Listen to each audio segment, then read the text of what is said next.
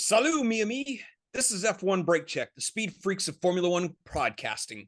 Today we are zooming into Monaco, the most glamorous and some would say the most boring race on the F1 calendar.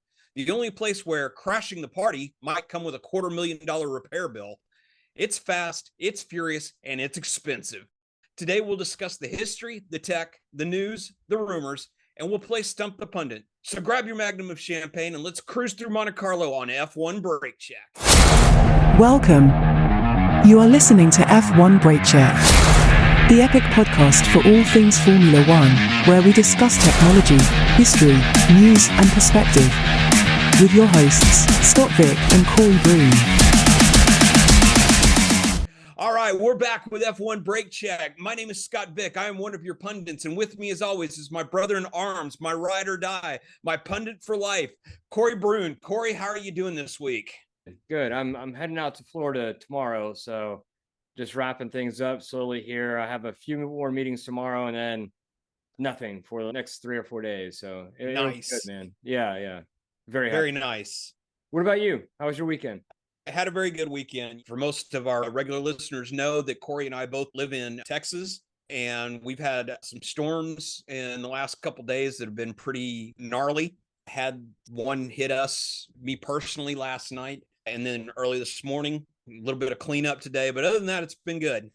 Yeah, it was pretty bad here. There's several deaths. In fact, I worked with a couple people here in Texas that they had to take the day off just to clean up all the trees and debris that's in their yards and on their houses. It's crazy. Yep. I probably should have done that today, but I didn't. I soldiered through, and I'll work on cleaning stuff up later on. Yeah, Figure it's not going anywhere. That it is not. All right, then. So let's jump into the history of the Monaco Grand Prix.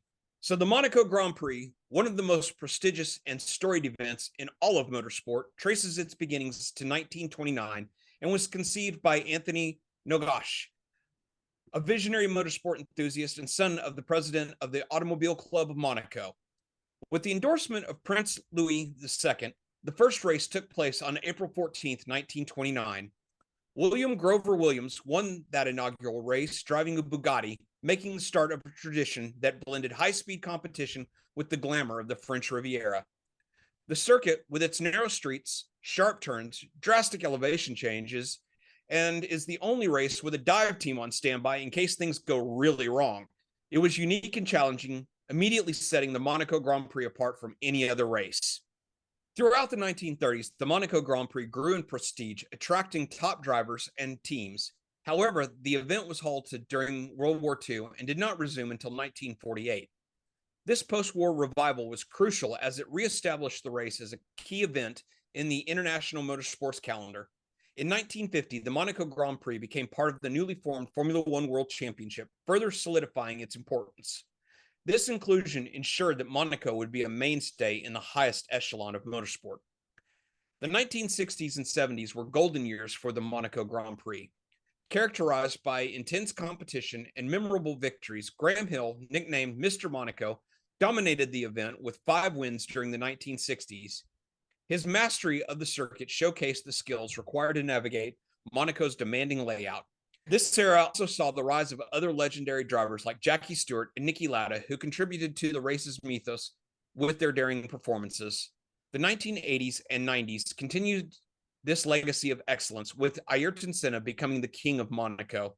Senna won the Grand Prix 6 times, including a record 5 consecutive victories from 1989 to 1993. His unparalleled ability to push the limits on the tight streets of Monte Carlo elevated the race to new heights of drama and excitement. This period solidified Monaco's reputation, as well as Senna's, as the ultimate test of driver skill and nerve. In the modern era, the Monaco Grand Prix remains a highlight of the Formula One calendar. The race has maintained its historic charm and challenge, even as cars and technology have evolved. Drivers like Michael Schumacher, Lewis Hamilton, and Max Verstappen have added their names to the list of Monaco winners, continuing the tradition of excellence. The combination of the circuit's relatively unchanged layout and the advancing capabilities of modern F1 cars has led to uneventful and somewhat boring races. Today, the Monaco Grand Prix is more than just a race. It is a symbol of prestige and history in motorsport. The event's blend of technical challenge, scenic beauty, and glamorous ambiance attracts not only the best drivers, but also celebrities and fans from around the world. Each May, the streets of Monte Carlo transform into a spectacle, reaffirming Monaco's place at the heart of Formula One's storied history. With the history of Monaco, Corey, what are your thoughts and feelings about the Monaco Grand Prix? I love the Monaco Grand Prix. It's one of my favorite tracks. And the funny thing is, I love passing and I love the challenge there. But there's something just so special about this track, even though it's really difficult, if not impossible, to pass. One of the commentators on Sky Sports was saying that Nigel Mansell said, "You're not going to pass at Monaco." So basically, you are where you are wherever you qualify, and we saw that play out in the race today. So even with that being known, that it's really hard track to pass, it's still so technical. Drivers have to get so close to the wall, and it's just, for me, that's one of the things that's so different than the other tracks, is that it does require that precision that other tracks do require precision, but not like this. There are several times when Max and there are others that got within 1 or 2 centimeters from the wall. That's how close they were Yeah, getting. millimeter perfect. Exactly. So that is one of the things that I really love about this track, is just how technical it is. And again, I understand you're not going to see a lot of passing, which is fine. It's just the amount of technical ability just to drive the track and be able to get the speed out of the track that you need to is just phenomenal to me. I love this track. What about you? I'm the same way. For one thing, Monaco is, with the exception of the shortened 2020 season due to the COVID pandemic, otherwise, Monaco has appeared on every single Formula One calendar since Formula One's inception. Yeah. So, first of all, right there, you've got 70 plus years of history in the Monaco Grand Prix. Some of the greatest drivers in the history of racing have etched their names in the history books at Monaco. You've got Graham Hill, who for the longest time held the record of most wins at Monaco at 5 until Ayrton Senna came along. It's the greatest drivers in history, Niki Lauda, Jackie Stewart. You've had some of the most interesting races, like it was 94 or 95. The rain came down during the race, and we saw some of the greatest drivers that have ever strapped into a Formula One car get taken out by the conditions. And in that race, only 6 cars actually finished the race. You had such greats like Michael Schumacher, Damon Hill, Gerhard Berger, John Alesi, all crashed out because of its proximity to the bay. They actually have a dive team on standby in case things really go wrong. And they've actually had to go into the water. There's actually been, I know of at least one, and I think there may have been a second one back in the days before modern barriers and catch fence, when they were basically using hay bales as the track limits. There have actually been drivers who have actually gone through that and wound up in the water and had to be retrieved by the dive teams. The history of Monaco is just so amazingly rich. I'm like you, it's one of my bucket lists that, even though it does make boring races at times, unless it rains. As soon as it rains, Monaco gets completely jumbled up. But really, about the only way you can pass at Monaco is to do it during the pits, during the rounds of pit stops, is getting the strategy right and performing. The undercut at Monaco is so powerful compared to a lot of other tracks that it's one of the few places where a really well-timed, well-executed pit stop can actually jump you up 3 or 4 places easily. All right, it's time for our tech corner. So a couple of weeks ago, we talked about the changes to the 2026 spec power units as part of our series on the engines and power units that have made F1 cars go for decades. One of the items we discussed briefly was the use of alternative fuels that would be introduced in 2026. Today, we're going to take a deeper dive into the tech behind the fuels. So there are several key points that are part of the 2026 regulations. So number one is the fuels must be a drop-in alternative to fuels derived from fossil fuels, i.e. petroleum. What does this mean? This means that any fuel used by any of the teams has to be a direct replacement that can be used without having to modify any of the existing delivery infrastructure. So this means that the fuel has to be compatible with the tanks that store the fuel, both at holding facilities as well as the petrol stations. It means that the fuel can be used in your automobile without having to modify the engine or the tank. It means the fuel can be transported using the same tanker trucks that are currently used to deliver the fuel. All this means that the retailers and distributors won't have to invest in new equipment in order to deliver the fuel to you, and you will be able to use that fuel without any modifications to your existing vehicle. Number two, the fuel can be made from a number of different sources. The fuel can start life as a non-food biomass, household waste, or even from carbon extracted directly from the atmosphere. Non-food biomass is, like the name says, any farmed crop that is not food-based or the non-food part of a crop that can be recycled into the making of fuel. So, i.e. the byproducts of a harvest. Household waste can be the trash that you and I throw away every day, and the carbon in the waste can be extracted and used to make the fuel. This is very similar to the methanol that is currently being used by IndyCar and has been used for decades. Most of that fuel is actually derived by taking household waste, burning it, using the carbon that is released from the burning process, and then through a series of chemical reactions, it's created into the methanol that IndyCar has been using for decades. Another method of fuel production would be using carbon dioxide. Through this method, carbon dioxide can be extracted directly from the air, and when passed through various chemical reactions, it will create fuel. Currently, Porsche has been working on a process that creates fuel in just such a manner and are already using it in the Porsche Cup series. These changes will allow F1 to reach their 2030 net zero carbon goal. It will also push the boundaries of what we think of as fuel. The heat of competition will cause the accelerated development of these new fuel sources that we will all get to enjoy the benefit of in the future. Yet another example of F1 pushing the boundaries of science, something that eventually we'll actually have access to.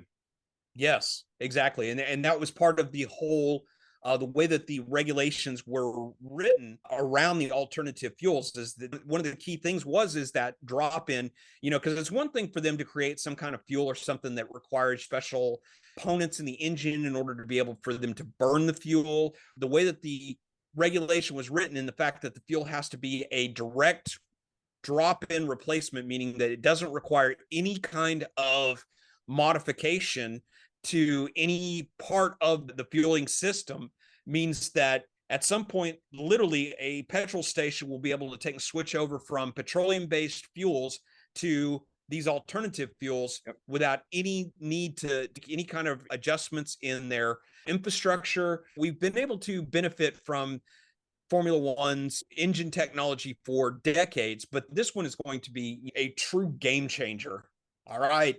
And now it's time for our favorite segment of the week, Stump the Pundit. So, Corey, what do you have for me this week? Still going into the drivers on what you know and what you don't know about drivers. One of the articles that F1 always has is winners and losers of whatever previous race. The last few races, Yuki Tsunoda has actually been part of the winners. What I was thinking about is, since Yuki's been doing so well, why don't we talk about Yuki? Okay. All right. True or false? Yuki has a manager. False. Yes. He's one of the very few on the grid that actually has his team managing him and not an actual dedicated manager. He started in karting, but what age? Yeah, he started somewhere around 4 or 5. I mean, he was very young when he started karting. He was young, but not that young. He was 10 years old. Oh, he was 10. Yeah. Okay. Next question. Who was his main inspiration to race, to actually get into racing? Oh, I want to take the easy answer and say Fernando, but Alonso. But part of me also thinks that it was a Japanese driver, and I want to say it was either, Kobayashi or Sato. Close. He was Japanese, but it was actually his father that inspired him. Oh, really? Interesting. Yeah, right. I mean, he did race, but he wasn't like an F1 driver. Yes. In what year did Yuki Tsunoda join F1? It was either 2018 or 2019. Close. 2021. Really? I thought he joined before COVID. So he was Interesting. in 2018. He was in F4 championship, which he won. Okay. And then in Wow, F2, interesting. yeah, and then he finished third in 2020 in F2, and then he was Okay. picked up the following year by AlphaTauri at the time in Gotcha. 2021. Yeah, Interesting. Like I said, I thought he had been in Formula One longer, but I wow. did too. Okay. Yeah. 'Cause I always thought that he's been in the sport for 5 or 6 years, but no, it's Yeah. since 2021. So with him which means that it's 2021, 2022, 2023. So that means that he's only working on his fourth year. So that kind of changes my whole mentality about Yuki, in the fact that I thought it took him longer to quote unquote get up to speed. Yeah. And the fact that he's already as impressive as he has been this year. That's it for Stump the Pundit. All right, awesome. So let's take and jump into our news, rumors, and recap. We can't bury the lead this week. We have to talk about probably one of the best feel-good stories in Formula One in a long time, in the fact that Charles Leclerc, who grew up, for lack of a better term, on the streets of Monaco, who became a racing fan because of the Monte Carlo Grand Prix, after all of the heartbreak, 2 years in F2, he never finished the race. He didn't finish it in his first year in Formula One. Never even made it to the grid his first year in Formula One, and had a mechanical failure and didn't fail to finish last year. Now Charles Leclerc wins his home Grand Prix, which I knew that he was out. Even in our preview episode last week, I even said that Charles has something to prove and he's going to go very, very well this weekend. So good on him. I am so excited that he actually won the race this week. So your thoughts? Fantastic always to see his emotion come out during the race and after he won and everything like that. But literally everybody in the stands were just up on their feet, excited that the Monegasque won. And Prince Albert, he was ecstatic. The princess was ecstatic, almost to tears. They were that happy. It was just phenomenal to see. Yeah. Yeah. And the thing is that, I mean, with the exception of FP1, Charles was at the top of the time charts. He led FP2, FP3, qualifying, and the race. And the post-race celebration with the Ferrari team was just amazing. With Charles pushing Fred into the bay and jumping in after him and going for a swim. Very traditional, like Red Bull has done the dive into the swimming pool after the race. They did it one better and went into the Monaco Bay, which was just fantastic. The sheer unadulterated joy that the entire team had around this win. Ferrari had a really good weekend in the fact Carlos, also very fast all weekend long, qualified very, very well. Was able to maintain station, was actually able to hold off Lando. Once again, Fred and the team, they didn't step a foot wrong as far as strategy, pit stops, or anything else. But with that being said, McLaren also once again had a outstanding weekend, not just in Monaco, but just as a team in general. McLaren had a pretty good weekend, not quite the weekend that they wanted. Still, all in all, very good results. I mean, with Oscar and Lando, have proving once again that the McLaren is the measure of any other car in the field. They were fast all weekend long. Such a great race for Oscar and Lando as well. So McLaren also it was a bit of an interesting weekend in the fact that Zach was not in attendance in Monaco. And you may ask, why was he not in attendance in Monaco? Because he was in attendance in Indianapolis a couple hours after the Monaco Grand Prix was run. And I know this is a Formula One podcast, so please indulge me for a few minutes. But this was a very important weekend for the McLaren team because in addition to the Formula One team, McLaren also has a 3-car effort in IndyCar here in North America. And this weekend was hands down the biggest race in North America. And some could argue probably the biggest race in all of motorsport in the Indy 500. And so Zach was in Indianapolis to watch the IndyCar race. They came very, very close to pulling it off and winning in Indianapolis with Pato O'Ward, who literally was passed by the winner, Joseph Newgarden, in turn 3.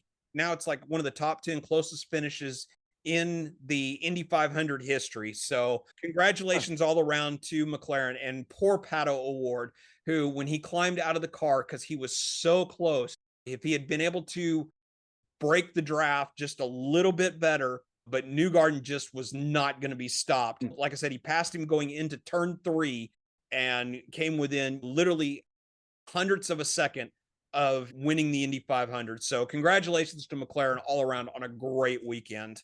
All right, so let's move on to Mercedes. So during our preview show last week, I said that because of the slower speed of Monaco, that this weekend Mercedes was going to have a much better weekend and that they would be one of our surprises, and they did not disappoint me. Oh, yeah. I had them down as not doing well, and they looked really solid all weekend. Yes. Lewis led the time sheet on P1.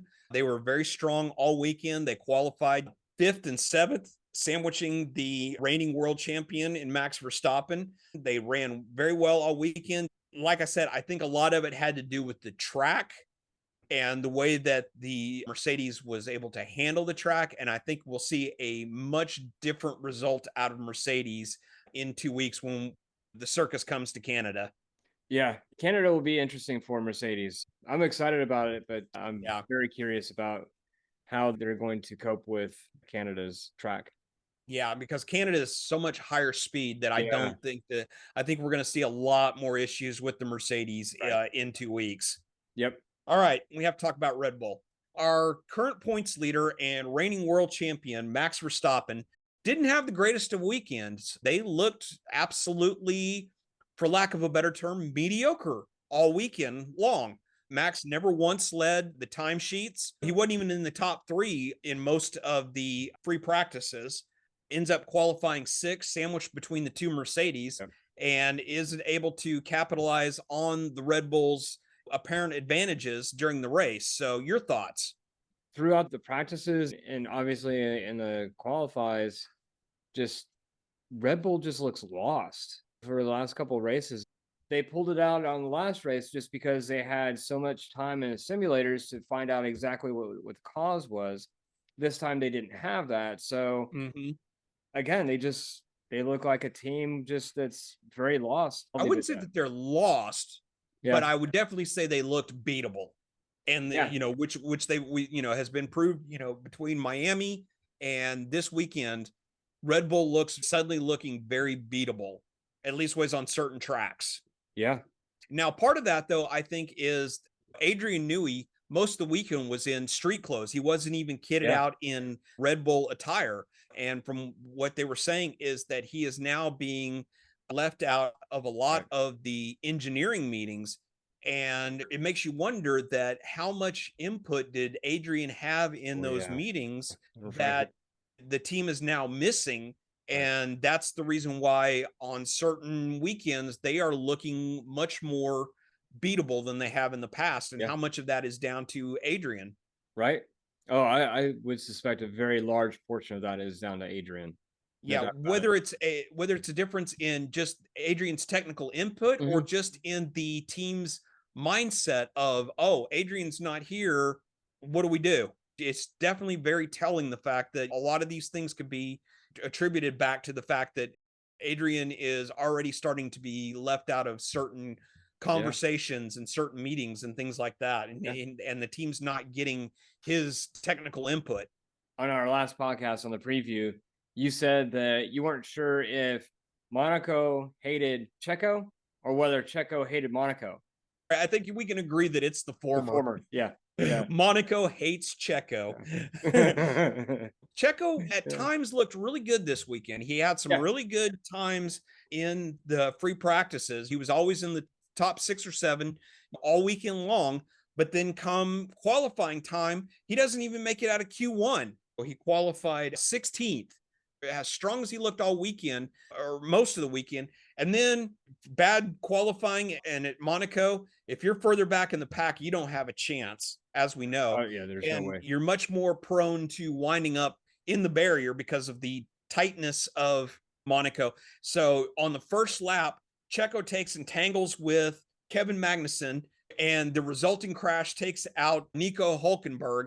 In my long-winded way of me saying, Checo is not Monaco's favorite driver. Not at all. Monaco definitely hates Checo. Yep. Your Yep. thoughts? You have answered the question. Yeah, exactly. Yeah, it's really unfortunate. You and I both love Checo, and it's just one of those things. He couldn't get out of Q1 even. There's just nowhere to go if you can't get to Q3. You're just not going to get points. And for him to be that far back, it's just really unfortunate that he had his entire race day destroyed because of one incident. Yeah. So on to the Haas disaster. Haas had an absolutely disastrous weekend. Haas had a very good qualifying. Hulkenberg qualified 11th. Magnussen qualified 13th. So both drivers got into Q2. But then during the post-qualifying scrutineering, both cars were found to be out of compliance and their times were completely dropped, which means that both cars had to start from the pit lane. Oh. Then during the race, like we just mentioned, Magnussen charging out of the pits, tangles with Checo on the run up the hill. Checo takes some careens across the thing and ends up taking all three drivers out. So just a disaster for Haas. As far as the midfield teams go, looked pretty strong this weekend, and it is just an unmitigated and very expensive disaster this weekend. Yeah. The FIA concluded that Magnussen wasn't at fault, so he doesn't get any additional points. But you and I both know, looking at the replays, Magnussen should have pulled back. He should not have been where he was. And again, I love K-Mag, but this, I don't see how the FIA doesn't find fault there. I just don't see it. And then with him careening into Checo, there's nowhere for Hulkenberg to go. There's no way that he could have stopped that crash. No, absolutely not. As we mentioned time and time again, Monaco is such a tight circuit that any kind of incident, it's always going to have a chain reaction that's going to take out multiple cars. And usually when it does, it usually results in a red flag situation, just like it did this time, in the fact that there's so much debris, cars clogging up the track. For the safety of the drivers and the marshals and everybody else, they literally have to stop the race. And in this case, they had to replace parts of the barriers. All right, so on to Racing Bulls. So yet again, another weekend where Yuki truly impressed. He was fast all weekend long during practices, qualifies, makes it into Q3 again. So that makes him 7 for 1 in qualifying, making it into Q3. Every single one of those races that he has qualified in Q3, he has scored points in. I know we're beating a dead horse, but just Yuki just continues to impress me, especially in a car that many people up and down the grid will tell you is not really a very good car in its current iteration. Now, admittedly, some of the upgrades and everything that they've done has made the car even better. Yuki is just, he has grabbed the bull by the horns, no pun intended, and he is just wrangling it to no end. Oh, yeah.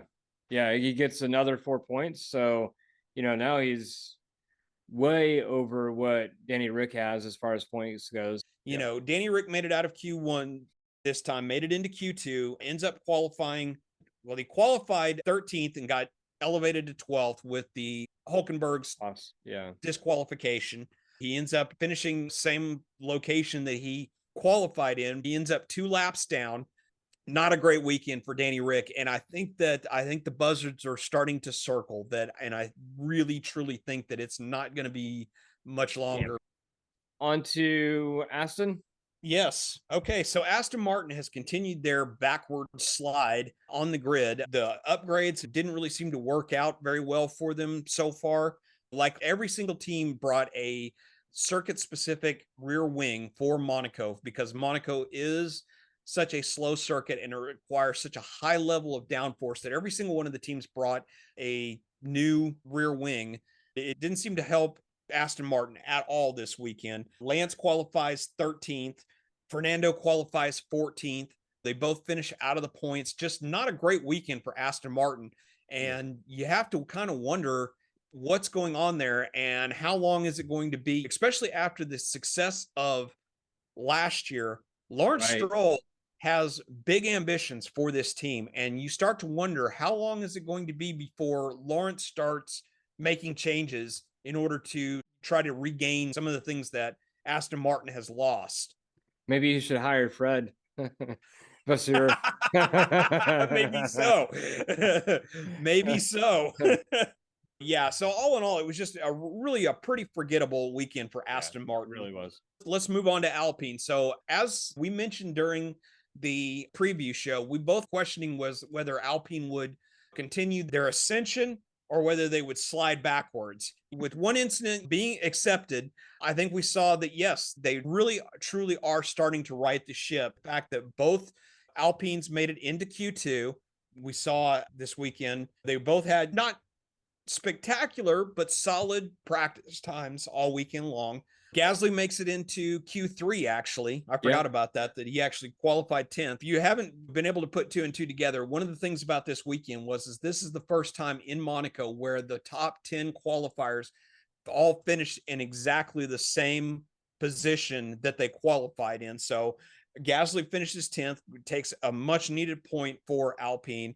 Ocon starts 11th, right behind his teammate, but then during the race takes and launches himself in the air, tangling again with his teammate, and winds up DNFing. One of the things is you got to kind of wonder, is it's like, rumor has it that maybe Alpine is looking to maybe bench Ocon for a race or two. He's not going to be benched by the FIA, but there's been rumors that he may be benched by his own team.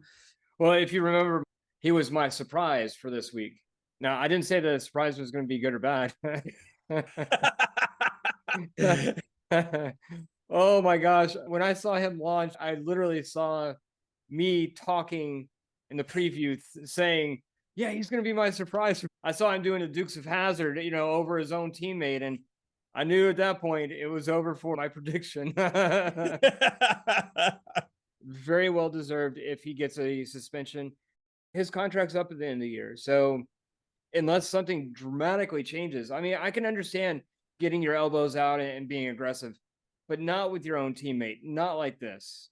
Yep, that's exactly it. Is rule number 1 in Formula One is you can be aggressive, get your elbows out, and just like you just said, with everyone, but don't take out your teammate.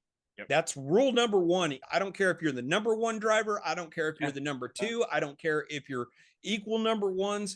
That's the one rule, is you don't take out your teammate. If you have the opportunity to pass them without taking them out, yes, and there are no team orders, great. I don't care if you're driving for Red Bull or Williams or anywhere else on the grid, don't take out your teammate. And Ocon, he doesn't seem to be able to grasp that rule, or he's just getting way too over aggressive racing with Gasly. For everything that Ocon has done, Gasly has continued to do everything that he needs to do has done what he needs to do for the team. And Ocon seems to be the fly in the ointment right now. So speaking of Williams was another one of those teams that, much like Racing Bull, they have one driver that's pretty much carrying the team in Alex Albon. He made it into Q3 again, qualified a solid 9th, brought it home again in 9th. Logan had an okay weekend that even before the Haas disqualifications, he managed to outqualify Sergio Perez in the Red Bull and both of the Saubers. So the fact that Logan Sargent was actually able to qualify on his own merit as high as he did, it goes to show again the maturing of Logan, and that the fact that he is starting to really come to grips with the car, and he's starting to show flashes of brilliance and everything. So even though he lost a couple places in the race and ended up being passed by Bottas, but he manages to finish ahead of Joe. Definitely a solid weekend for Logan, but your thoughts? Completely agree. I think that he's definitely starting to improve. Now, obviously the question is he improving fast enough for Williams to keep him for another year? We'll see. It's really up to Sargent, that as long as he continues to show that improvement like he has of late, I think that it's going to make it much more difficult for them to replace him. So is life in F1. You're never guaranteed a spot. Yes, absolutely. You can be replaced at a heartbeat. So on to Sauber. I don't know how much we can say about Sauber. I mean, again, it was just another disastrous weekend for them. The cars were not great. Both drivers at the tail end of the field. As much as I hate to say it, I just don't see this being a good year for Sauber. I don't see them moving up the order. I definitely see them probably, in all likelihood, coming in dead last in the constructors this year. But then again, we said the same thing about Alpine, and look at them. Just a few races and they really improved. But I just don't see Sauber having that type of capability that Alpine does. Yeah, I mean, they definitely do not have they don't have manufacturing backing like Alpine does in Renault. They are a customer team in the fact their engines come from Ferrari. They build their own chassis and everything. They don't have all the resources like Alpine does. So I definitely don't see them progressing as quickly. I think we're wrapped up, yeah? I think we're good. So let's go ahead and bring this puppy home. Hey, I found the yacht. It's always in the last place I look. Now it's time to say au revoir and float on out of here. So come back next week when we'll preview F1's trip to the Great White North and the Grand Prix of Canada. We will also have another fascinating history lesson, play Stump the Pundit, and more. So until next time, you little maniacs, he's Corey, I'm Scott, we are the pundits of F1 Brake Check. Let's go! Thank you for listening to F1 Brake Check. If you have enjoyed what you heard, don't miss a single episode by hitting that subscribe button in your favorite podcatcher, or you can watch the video version on YouTube. Help us grow by sharing us with your friends and fellow F1 fans. You can contact us on Facebook, Instagram, Threads, TikTok and X at F1 Brake Check. Our website is f1brakecheck.com, where you will find links to all our content. We value your passion and your feedback, so please take a moment to review our podcast. Your reviews help us grow and improve, and it means the world to us. Share your thoughts, rate us, and let us know how we can make the show experience even better. F1 Brake Check is a production of Brake Check Media. For your hosts Scott Vick and Corey Broom, until next time, keep yourself inside track limits, and try not to pitch it in the kitty litter.